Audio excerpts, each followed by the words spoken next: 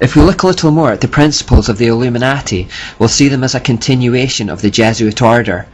For example, Adam Weishaupt wrote, "If in order to destroy all Christianity, all religion, we have pretended to have the sole true religion, remember that the end justifies the means. Those which we have taken to deliver you, those which we have taken to deliver one day the human race from all religion, are nothing else than a pious fraud which we reserve to unveil one day in the grade of Magus or philosopher illuminated." Once again we see that phrase, "the end justifies the means." Everything and anything could be perpetrated by an illuminist as long as the end result was the right one, the advancement of a new type of society. This could, and indeed would, involve even violent revolution and the destruction of property, lives, and society itself. One of the mottos of the Illuminati was, "Order out of chaos." The idea was that they'd introduce chaos in the forms of wars, fighting and distrust, and then having created it in the first place, step in to offer their own self-serving solutions which people would clamber to accept. Using the fifth column, a network of spies would be integrated into society to do the job. In these respects, there was virtually no difference between the Jesuit order that Weishaupt had come from and his new society. The only real difference was that the Jesuits had claimed to be a religious order, while the Illuminati conducted their efforts in a deistic or secular guise. We see in the Illuminati the trademark thirst for control that suggests Ashura's presence. The Illuminati didn't care whether people agreed to be ruled by them or not. They saw it as their right, as intellectual superiors to the Muggles, to impose upon the world what was best for it. The Illuminati were, and still are, a people who despise legitimate authority and work tirelessly to usurp it. When they are in a position of weakness, they work towards that end through subterfuge, deception, and lies.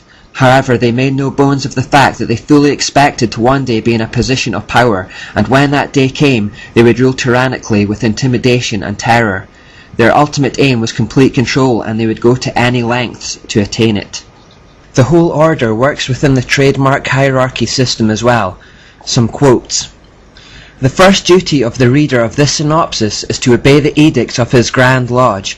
Right or wrong, his very existence as a Mason hangs upon obedience to the powers immediately set above him. Failure in this must infallibly bring down expulsion, which, as a Masonic death, ends all. The one unpardonable crime in a Mason is contumacy or disobedience. The first duty of every Mason is to obey the mandate of the Master. The order must at once be obeyed. Its character and its consequences may be matters of subsequent inquiry. The Masonic rule of obedience is like the nautical imperative. Obey orders even if you break owners." Again, just like the Jesuits, right or wrong is unimportant compared to slavish obedience to the hierarchy. Combined with the end justifies the means, there are no moral barriers left between people and the darkest depths of depravity. Superiors would command inferiors to commit a crime, and then, having done it, superiors could blackmail them by threatening to expose their actions. The Jesuits also used confessional booths to blackmail and control kings and queens in this manner. According to a joint deposition signed by Professor Renner and his 3 colleagues, the object of the first degrees of Illuminism was to train the adepts in the system of espionage. Once the member had so committed himself to such nefarious acts of espionage, treason, or other treacherous enterprises, he remained in a state of perpetual dread, fearing his superiors might at some time reveal the criminal activity. Remember how the Jesuits had various methods of suppressing their conscience and avoiding justice that mainly centered on lying, deception of self and others. This also continues in the Illuminati. "You must conceal all the crimes of your brother Masons, except murder and treason, and these only at your own option. And should you be summoned as a witness against a brother Mason, be always sure to shield him. Prevaricate, don't tell the whole truth in his case, keep his secrets, forget the most important points. It may be perjury to do this, it is true, but you're keeping your obligations, and remember, if you live up to your obligations strictly, you'll be free from sin."